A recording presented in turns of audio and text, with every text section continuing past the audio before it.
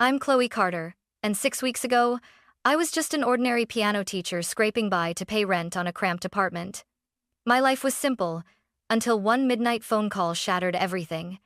My grandfather, Henry Carter, a man the world knew as a billionaire tycoon but I knew as the only person who truly believed in me, had died in a horrific accident.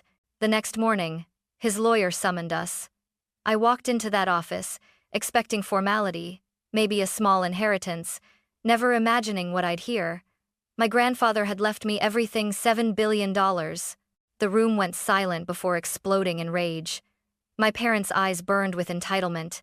My brother slammed his fist on the table. "That money belongs to us," they shouted. I said one word that sealed my fate: no. That night, they threw me out. By dawn, I was unlocking the gates to my grandfather's mansion, unaware of who was waiting inside. Before that night, my life wasn't glamorous. I wasn't rich, or powerful, or even noticed. I was just Chloe Carter, 26 years old, a piano teacher at a small music studio downtown. My days were filled with scales, clumsy beginner pieces, and the occasional prodigy whose fingers flew across the keys like magic. My salary barely covered rent, groceries, and the second-hand car I prayed wouldn't die on the highway. And yet, I wasn't unhappy. I found beauty in small things, the way a child's face lit up when they played their first song, the quiet evenings when I'd curl up with sheet music and practice until my neighbors banged on the wall. My parents, however, never understood. To them, success meant corner offices, expensive cars, and social connections.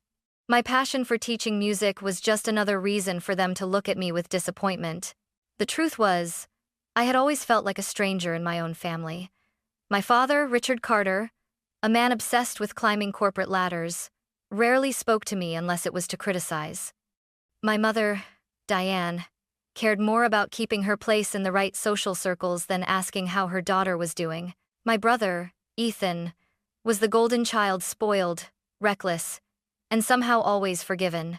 The only person who ever made me feel like I was enough was Grandpa Henry. From the time I was little, his mansion wasn't just a place of wealth, it was a sanctuary. I remember running through the marble halls, not caring about the priceless art on the walls, only about the way Grandpa's laughter echoed after me. On Sunday afternoons, he'd sit beside me at his grand piano, his fingers surprisingly agile for a man in his 70s. He'd lean down and whisper, "Chloe, money will buy you a piano, but it can't buy you music. That comes from here." He'd tap my chest where my heart beat fast. Those lessons went far beyond music. Grandpa taught me that wealth is a tool, not an identity. While my parents spent their lives showing off, Grandpa lived with quiet dignity. He drove the same black sedan for years, wore tailored suits that were older than me, and never once cared about impressing anyone. I spent more weekends at his mansion than at my own home. We baked cookies in the massive kitchen, played chess by the fireplace, and walked the garden where he pointed out roses he'd planted himself. He listened, really listened when I spoke about my dreams. Unlike my parents, he never rolled his eyes. Sometimes, I wondered if he knew I didn't belong with them, if he saw the way my mother flinched when I chose to stay at his house instead of going on family vacations. He never said it out loud, but in the way he smiled at me, I felt a promise. "One day, Chloe, you'll understand why I've kept you close." Back then, I thought it just meant he loved me. I didn't realize it was a warning, too. It was a Tuesday evening when the phone rang. I was grading practice sheets at my kitchen table, half listening to the creaks of my old apartment. When I saw the number on the screen unknown, I almost didn't answer. But something in my gut told me to pick up. "Miss Carter?" A man's voice, heavy and official. "This is Officer Daniels from the State Highway Patrol. I'm sorry to inform you that your grandfather, Henry Carter, was in a collision tonight. His vehicle was struck by a drunk driver. He didn't make it." The world blurred. My pen slipped from my hand, ink bleeding across the page. "Didn't make it?" My chest tightened, refusing to believe. My grandfather wasn't just alive, he was eternal. He was supposed to see me play at my students' recital next month. He was supposed to call me tomorrow to ask if I'd eaten. He couldn't be gone. But he was. The funeral was a blur of black clothes and empty condolences. The mansion that had once felt like a safe haven became a stage for hypocrisy. My parents took charge of everything, not out of love, but out of pride. They barked at the funeral director over flower arrangements, scolded the caterers for not bringing high enough quality hors d'oeuvre. My mother clutched her pearls and whispered loudly, "Can you believe he drove himself? A billionaire, and he still acted like a common man." My father stood stiff, jaw clenched, already calculating. His eyes weren't red from grief. They were sharp, restless, as if he was doing math in his head: assets, accounts, stock holdings. And then there was Ethan. My brother leaned against a marble column, scrolling through his phone, sighing as if the whole event was an inconvenience. When I asked him if he was okay, he shrugged. "I'll be better once we know what we're getting."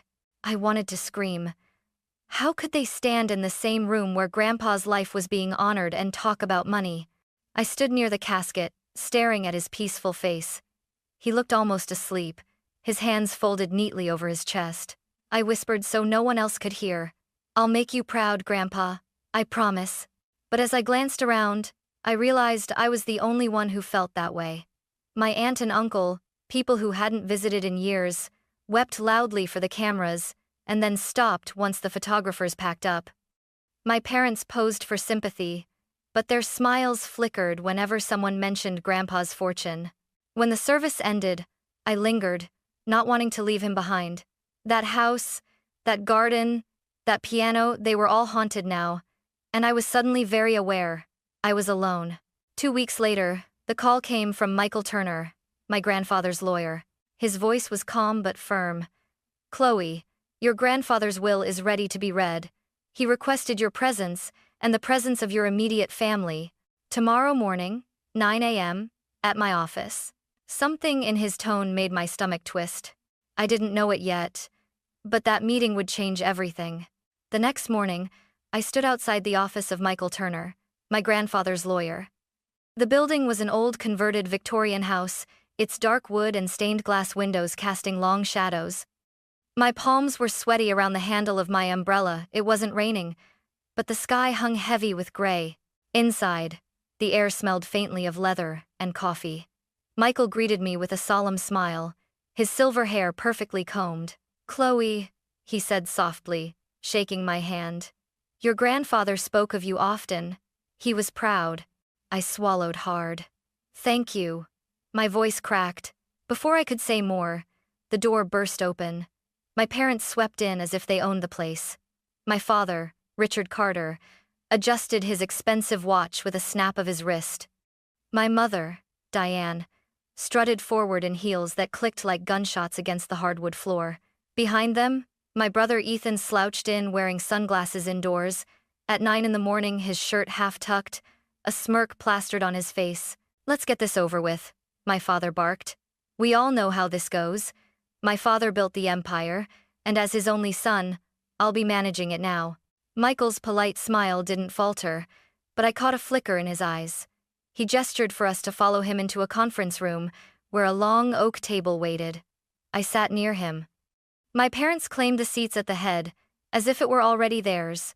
Ethan sprawled carelessly across a chair, his sneakers on the edge of the table. Michael cleared his throat, adjusted his glasses, and opened a thick leather folder. Henry Carter was of sound mind when he updated his will last year. He underwent cognitive evaluations, and I was present for every signing. There is no question of his capacity.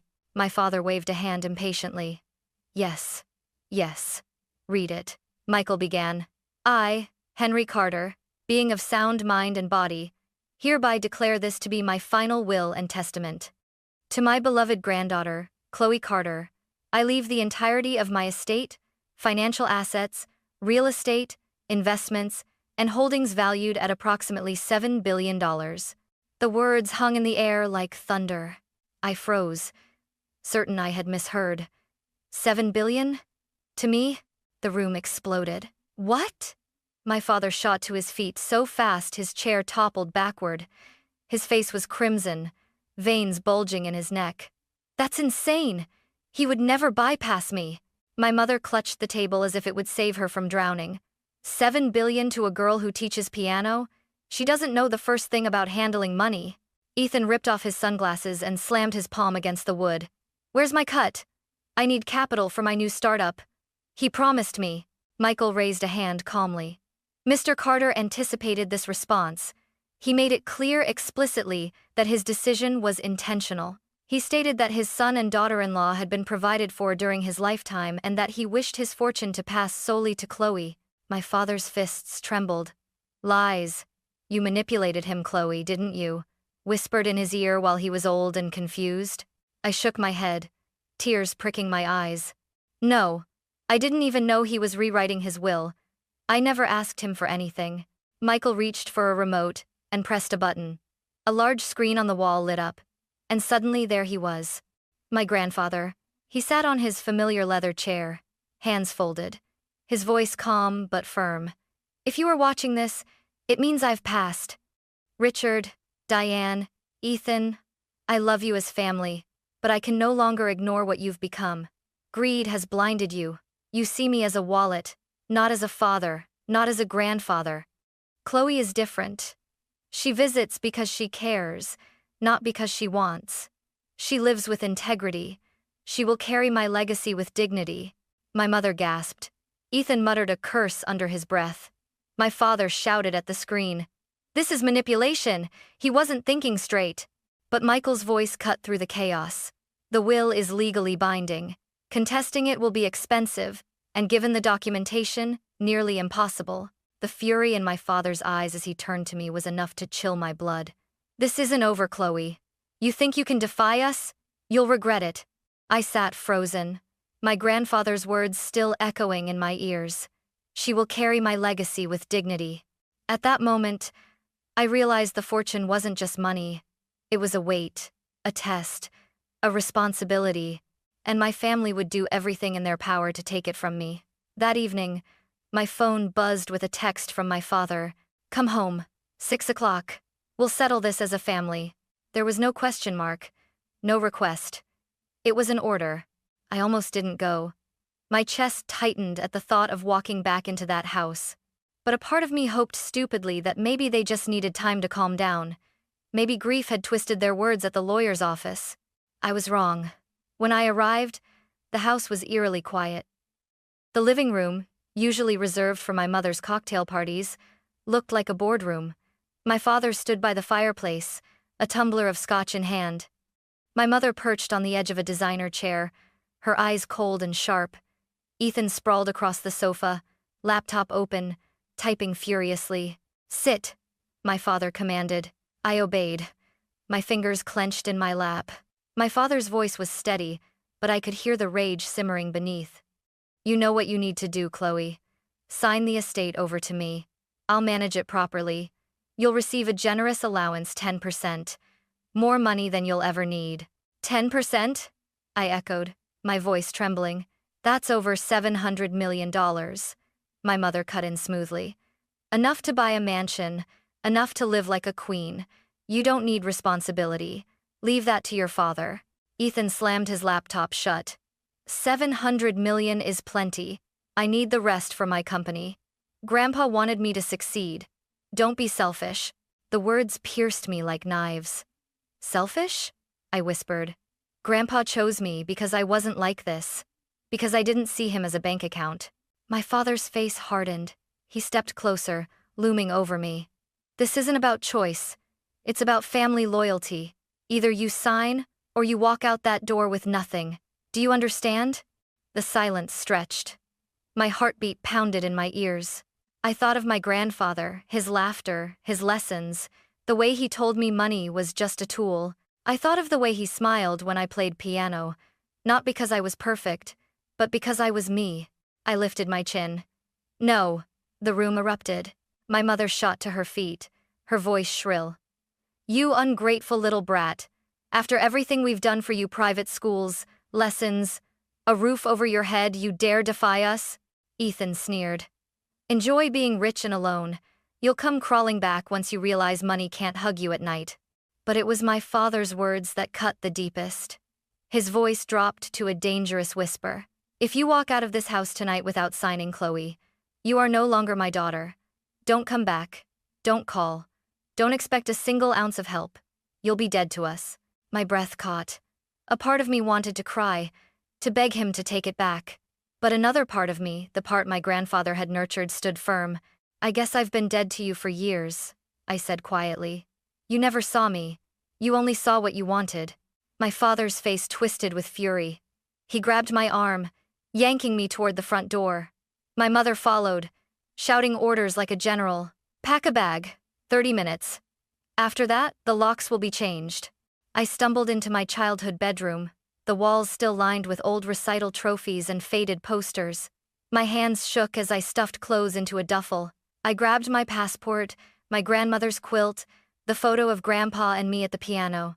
Everywhere I looked, I saw ghosts of the girl I used to be, of the family I thought I had. When I returned to the hallway, my father was waiting, arms crossed, eyes cold. He opened the front door and gestured outward. Out. The night air was icy as I stepped onto the porch. My bags felt heavier than they were. My mother's voice followed me out. "You'll regret this, Chloe. Money won't keep you warm. Family is forever." I turned, my voice steady despite the tears in my eyes. "Then why did you just throw me away?" The door slammed shut behind me, and just like that, I was homeless. But I wasn't defeated. In my pocket was a small brass key engraved with my grandfather's initials. The key to his mansion. The one place left that felt like home. I gripped it tightly. If they thought they could strip me of everything, they were wrong. This was just the beginning. The drive to my grandfather's estate felt longer than it was. My old sedan rattled along the dark road, headlights cutting through the mist. My duffel bags were piled on the passenger seat, but the only thing I clutched was the small brass key. My grandfather had pressed it into my hand last year with a wink. "Someday you might need this, Chloe." I never imagined he meant now. When the iron gates of the Carter estate came into view, my chest tightened. They rose like sentinels against the night, tall and unyielding, with the family crest carved into the center. For a moment, I hesitated. Could I really cross that threshold without him here? Would the house feel hollow without his laughter? But then I remembered the slam of my parents' front door, the finality in my father's voice. I had nowhere else. This mansion was all I had left. The key slid into the lock with surprising ease. The gates creaked open, and I drove up the winding driveway, lined with old oaks whose branches seemed to bow in welcome. When the mansion came into view, my breath caught. Its windows glowed softly, as though the house itself had been waiting. I parked in the circular drive and climbed the steps to the front door. My hand trembled as I turned the key. The lock clicked, the door swung open, and the scent hit me instantly. Lemon polish and cedarwood, the same smell I'd known since childhood. I stepped inside. The grand foyer stretched before me, marble floors gleaming under the chandelier. My shoes echoed loudly, as if the house were aware of my intrusion. I half expected my grandfather to appear at the top of the stairs, scolding me for being late for Sunday dinner. But the silence was deafening. "Miss Chloe." I jumped, nearly dropping my bag. A figure emerged from the shadows, a tall man with silver-streaked hair, dressed in a neatly pressed uniform. Recognition flooded me. "Robert?" My voice cracked. "Robert Hayes?" He smiled faintly, lines deepening around his kind eyes. "Yes, miss. I've been with your grandfather for over 25 years, and now," his gaze softened, "I suppose I'm with you." Emotions swelled in my throat. I thought everyone would be gone. I thought I'd be alone. Robert shook his head firmly. "Mr. Carter anticipated trouble. He told me, if anything happens, you protect Chloe. She is the true heir." He left detailed instructions. Tears pricked my eyes. Of course he had. My grandfather was always 5 steps ahead. Robert led me into the study, where the fire was already crackling. "I keep the house running," he explained. "Your grandfather insisted it remain ready, no matter what. He said one day you might need sanctuary here." I sank into one of the leather chairs, the flames warming my chilled skin. For the first time all night, I felt the weight of safety, but it was fleeting. "What happens now, Robert?" I asked quietly. "My family, they won't let this go. They already threaten me." His expression darkened. "They came here once, after the funeral, tried to take things, jewelry, documents. I stopped them, but Mr. Carter knew they'd be back. That's why he prepared. You'll see tomorrow. Tomorrow? Robert nodded. Mr. Turner, the lawyer, will visit. There are files, recordings, even letters your grandfather left for you. He built a wall of protection around you, Chloe, but you must stand firm. I leaned back, clutching the quilt I'd carried from my childhood bedroom. The house hummed with life around me, the ticking of the grandfather clock, the crackle of the fire, the faint whir of security cameras I hadn't noticed before. For the first time since the will reading, I felt something stronger than fear. Resolve. If my family wanted war, they would find I wasn't alone. My grandfather's mansion wasn't just a house, it was a fortress, a legacy, and I was ready to defend it. That night I slept in the guest room I'd always used as a child. The sheets were freshly laundered. A book I'd left months ago still sat on the nightstand, bookmark tucked neatly inside. It was as if my grandfather had known I'd return not as a visitor, but as the one who belonged. I woke the next morning to the sound of voices downstairs. For a moment, I panicked. Had my family already found me? I grabbed my phone and crept to the landing, only to see Robert at the front door, speaking calmly to a familiar figure. "Miss Chloe," Robert called gently. "It's Mr. Turner." Relief washed over me. Michael Turner stepped inside, his briefcase in hand, his face serious but warm.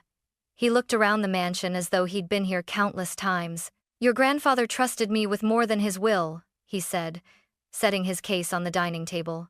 "He trusted me with you." I followed him into the study where sunlight spilled across the mahogany desk.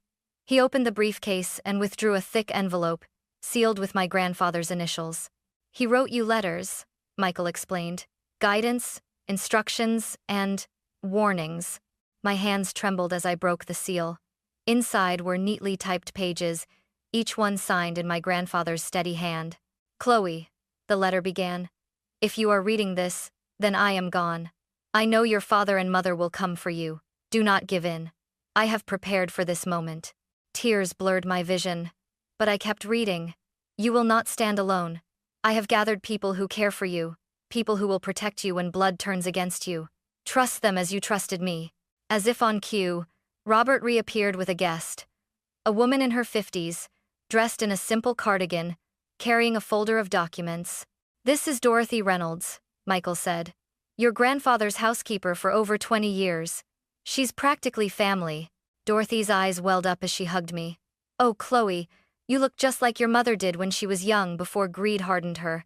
Your grandfather adored you." She laid the folder on the table. "These are journals. Your grandmother kept them records of every visit, every demand your father made, every kindness you offered. They prove why your grandfather made his decision." I flipped through one. My grandmother's handwriting danced across the page. "Richard came again, asking for money. When we said no, he stormed out. Chloe arrived later with soup.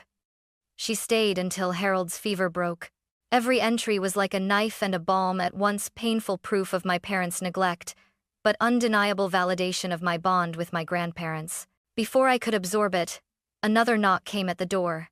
Robert returned with a tall woman carrying a laptop bag. "This is Rosa Martinez," Michael introduced. "Your grandfather's business partner. She knows Alexander Logistics inside and out." Rosa gave me a firm handshake. "Your grandfather left me instructions to help you understand the company. He wanted you to know not just where the money came from, but how to protect the people who built it with him." She opened her laptop and displayed spreadsheets, charts, and notes. "This isn't just about fortune. Hundreds of employees depend on this empire. He trusted you to uphold his values." Another wave of emotions surged through me. I wasn't just inheriting money, I was inheriting lives. By midday, more allies arrived. George Patel, the investment advisor who had managed my grandfather's portfolio for decades. He brought binders full of transparent records, showing just how carefully my grandfather had planned. Carlos Ramirez, the estate manager who had overseen maintenance of the grounds. He revealed updated security footage cameras my grandfather had ordered installed after suspecting my father's interference. Judge David Harrison, a family friend, who greeted me with a solemn nod. "Your grandfather asked me to act as a neutral witness if disputes arose. I will not let his wishes be twisted." The room filled with voices, papers, evidence. For hours, they explained everything my grandfather had done to prepare. Every detail, every precaution, was like a thread woven into a net designed to catch me if I fell. When the last binder was closed, I sat back, overwhelmed. He knew this would happen, I whispered. Michael placed a hand over mine. Yes, and he trusted you to be stronger than them. Robert straightened his shoulders. Your father came here after the funeral, tried to take jewelry and documents. He won't stop. He'll come back, and he'll bring the others. But this time, Chloe, you'll be ready. The fire crackled in the hearth. I looked around the room at the faces loyal, determined, united. They weren't my blood, but in that moment, they felt more like family than anyone I'd ever known. I wiped my eyes and stood. If they want to come for me, let them. I won't run. I won't give up what Grandpa entrusted to me. Dorothy's hand squeezed mine. That's the spirit. He'd be proud. That night, I lay in the master bedroom, staring at the carved ceiling beams. For the first time, I understood the full weight of my inheritance. It wasn't just about surviving my family's rage. It was about protecting everything my grandfather built and proving I was worthy of his trust. And deep down, I knew tomorrow would bring the first true test. The morning air was heavy, almost electric, as though the world itself was bracing for a storm. Robert had stationed himself near the front door, shoulders squared like a soldier awaiting battle. Dorothy bustled in the kitchen, her movements calm but deliberate, as if baking muffins could soften the edges of war. By 9 o'clock, the mansion was alive with allies. Michael spread documents across the dining table, highlighting legal clauses and signatures. Rosa set up her laptop, projecting financial charts that proved how carefully Grandpa had managed the empire. Judge Harrison sat near the fireplace, his presence alone radiating authority. I stood at the center of it all, heart pounding, palms slick. They're coming, I whispered. As if summoned by the words, tires crunched over gravel. Multiple cars pulled into the driveway sleek, expensive vehicles gleaming like predators. My stomach lurched. The pounding on the front door rattled the chandelier. Open up, Chloe, my father's voice boomed. You've had your fun, but this is over. Robert glanced at me. I nodded, forcing my breath steady. He unlocked the door and swung it wide. My family spilled inside like a flood. My father led the charge, his face red, veins bulging. My mother swept in behind him, lips pursed in disdain. Ethan dragged his feet, but his eyes burned with greed. This is still our house, my father barked. You have no right to shut us out. I stood tall, though my knees trembled. Grandpa gave this to me. Legally, morally, every way that matters. Ethan sneered. Don't play innocent. You manipulated him. He wasn't thinking straight. Everyone knows $1 billion empire belongs to the family, not some broke piano teacher. Michael rose calmly, holding up a folder. Actually, Henry Carter anticipated these accusations. He left written and video statements clarifying that Chloe was of sound character and that his decision was deliberate. Contesting this will would be futile. My father snatched the folder, flipping pages furiously. Fabricated, he spat. You think a judge will take this over the word of his own son? Depends on which judge, a deep voice interrupted. All eyes turned as Judge Harrison stepped forward. And, unfortunately for you, Richard, I am one of them. Your father asked me personally to oversee any disputes. These documents, this evidence, it's airtight. You won't win. The color drained from my father's face, but rage quickly replaced fear. He jabbed a finger at me. Ungrateful brat, you're tearing this family apart. I swallowed hard, my voice trembling but firm. No. You did that long ago when you chose money over love. My mother's composure cracked, her voice rising shrill. After everything we gave you, private school, lessons, vacations, you repay us like this? $7 billion belongs to the Carters, not to you alone. Dorothy emerged quietly from the side, holding a small box. Actually, Mrs. Carter, your daughter belongs here more than anyone. These are journals your mother-in-law kept. Every visit, every demand, every kindness. They prove exactly why Henry made his choice. My mother froze as Dorothy handed the box to Michael. He pulled out a page and read aloud. Richard demanded money again. When we refused, he shouted that we were stingy. Chloe came later with soup, and stayed until Harold's fever broke. The room was silent, except for the crackling fire. Ethan suddenly lunged forward, slamming his hands on the table. Enough! We don't care about your stupid journals. Chloe, just sign the transfer. I need capital for my new platform. Grandpa would have wanted me to succeed. Rosa's voice cut sharp as glass. He already gave you chances, Ethan. Multiple failed ventures, each one burning through money. Your grandfather refused for a reason because you never earned it. Ethan's face turned crimson. He turned on me. You think you're better than me? You'll choke under this pressure. You'll come begging for help. I stood straighter, fire rising in my chest. No, Ethan. For the first time, I'm not the one begging. My father exploded, sweeping documents off the table, scattering them across the floor. This is garbage. None of this changes the truth. This fortune is mine by right. By right? Judge Harrison thundered. Your father's will is law. You have no claim, Richard. None. And then, as if fate wanted the final word, Robert stepped forward holding a USB drive. Mr. Carter had me install new security cameras last year. They recorded something you should see. Michael plugged it into Rosa's laptop. Footage flickered to life on the screen. My father, mother, and Ethan, rifling through drawers in the mansion days after the funeral, stuffing jewelry and documents into bags. My mother gasped. That's taken out of context. The police chief, who had slipped in quietly through the back, stepped forward now, arms crossed. Context won't matter in court. Theft is theft. You're one step away from handcuffs. For the first time, my father faltered. His bluster shrank, shoulders sagging. My mother's hands shook. Ethan cursed under his breath, backing away from the screen. I seized the moment, my voice cutting through the chaos. I'm done being afraid of you. Grandpa trusted me. You can threaten, scream, steal, but you'll never take his legacy. Not from me. Silence. Then my father's voice, broken and venomous. If you walk this path, Chloe, you are no longer part of this family. I met his eyes, steady. You made that choice the moment you tried to destroy me.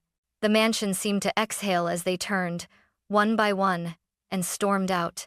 Their footsteps echoed down the marble hall, doors slamming, engines roaring as their cars disappeared down the drive. I stood frozen, chest heaving. My knees threatened to give out. But then I felt a hand on my shoulder, Michael's calm, steady grip. You did it, he murmured. You stood your ground. For the first time, I believed him. The house was quiet after they left, eerily quiet. No shouting, no threats, no footsteps pounding through the halls. Just the steady tick of the grandfather clock and the crackle of the fire. I stood in the silence, staring at the door that had just closed behind my family. For a moment, I didn't feel victorious. I felt hollow. My chest ached, as though someone had scooped out the last fragile piece of hope I'd had for reconciliation. But then I thought of Grandpa. I could almost hear his voice in my ear. Stand your ground, Chloe. Dignity can't be stolen unless you give it away. And I realized I hadn't given it away. The days that followed blurred into a whirlwind of paperwork, meetings, and decisions. Michael guided me through every legal document. Rosa walked me through the company's operations. George explained investments. Dorothy kept the house running. And Robert never left my side. For the first time in my life, I wasn't the overlooked daughter, the invisible sibling. I was the one everyone turned to, the one entrusted with a legacy that stretched far beyond money. Still, it wasn't easy. My phone buzzed constantly with calls and messages from my parents and Ethan. Some were threats. We'll sue you until you're broke. Some were manipulative. We're still family, Chloe. Surely, you'll share. And some were dripping with false sweetness. Think about how much we've sacrificed for you. I didn't answer. I had nothing left to say. Instead, I poured myself into what mattered, honoring Grandpa. 3 months later, the Henry Carter Foundation for Education and Community was launched.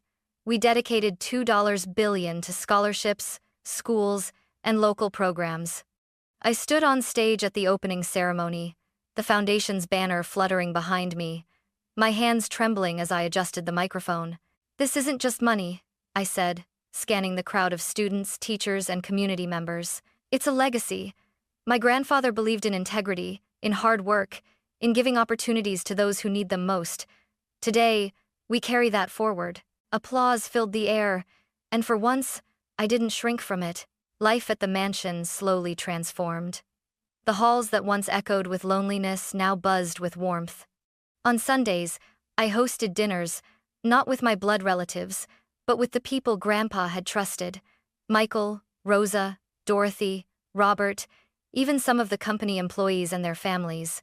We sat around the long oak table, laughing, sharing stories, passing dishes like an actual family. Dorothy teased me for still burning the dinner rolls. Rosa taught me to make empanadas. Robert told old stories about Grandpa's stubbornness. And Michael, to everyone's shock, could play a surprisingly good piano piece. It was messy, loud, imperfect. And it was mine. One crisp autumn morning, I drove to the cemetery alone. The leaves had turned gold, carpeting the ground in warmth.